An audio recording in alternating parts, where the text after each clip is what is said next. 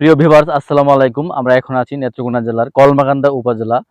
এটা পাতলাবন নামে এটা পরিচিত একটা জায়গা। তো আমরা এখানে আসার পরে যে জিনিসটা আমাদের চোখে পড়লো এবং অনেক সুন্দর একটা দৃশ্য মনে হলো, সেটা হচ্ছে এই যে দেখতে পাচ্ছেন, ওই যে পাহাড়টা দেখা যায়, এটা কিন্তু ইন্ডিয়ার একটা পাহাড়, ভারতের মেঘালয় রাজ্যের পাহাড়।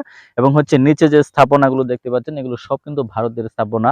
এবং এই যে নদীটা এদিকে আসছে, এটা হচ্ছে ভারত থেকে সরাসরি বাংলাদেশে প্রবাহিত হয়েছে নদীটা। আপনাদেরকে জানিয়ে রাখি, ভারতের মেঘালয় রাজ্য থেকেই এই নদীটা নেমে এসেছে বাংলাদেশের নেত্রকোনা জেলার কলমাকান্দার উপজেলার মধ্য দিয়ে এই নদীটা বয়ে গেছে।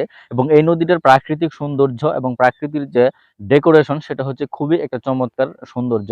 একদিকে পাহাড়, মনে হচ্ছে যে পাহাড় থেকে সরাসরি নদীটা নেমে আসছে। ভারতের মেঘালয়ে যখন প্রচুর পরিমাণে বৃষ্টি হয়, তখন এই নদী দিয়ে ভারতের মেঘালয় রাজ্য থেকে প্রচুর পরিমাণে পানি এদিকে প্রবাহিত হয়, যেটার জন্য আমাদের অনেক সময় এই কলমাকান্দার যে নিম্ন অঞ্চলগুলো সেটা প্লাবিত হয় শুধু এই নদী থেকে পানি আসার ফলে।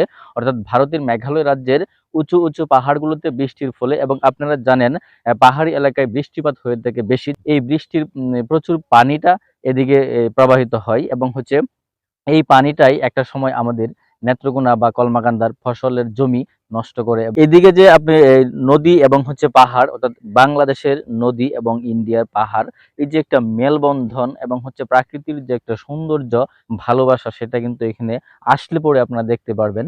এবং হচ্ছে খুবই খুবই চমৎকার এবং সৌন্দর্যমণ্ডিত একটি জায়গা।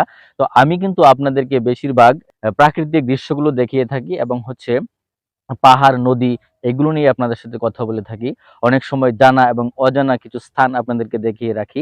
ঠিক এই যে আমি এখন দাঁড়িয়ে আছি, এটাও কিন্তু একটা সৌন্দর্য এবং হচ্ছে জানা অজানার মতোই একটি জায়গা। একদিকে পাহাড়, ভারতের পাহাড়, বাংলাদেশের পাহাড়, এবং হচ্ছে ভারতের মেঘালয় রাজ্যের এদিকে যে সৌন্দর্য, স্থাপনা, ব্রিজ, রাস্তা, অর্থাৎ প্রত্যেকটা জিনিস কিন্তু ফুটে ওঠে।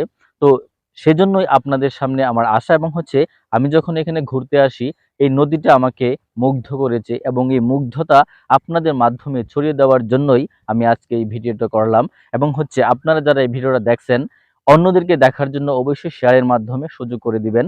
আর যারা এই স্থানটিতে আসেন নাই, অবশ্যই আসার চেষ্টা করবেন। এবং হচ্ছে এইখানে যে সৌন্দর্য, প্রকৃতি বা প্রকৃতির যে ভালোবাসা, সেটা উপলব্ধি করার জন্য এখানে আপনারা আসতে পারেন।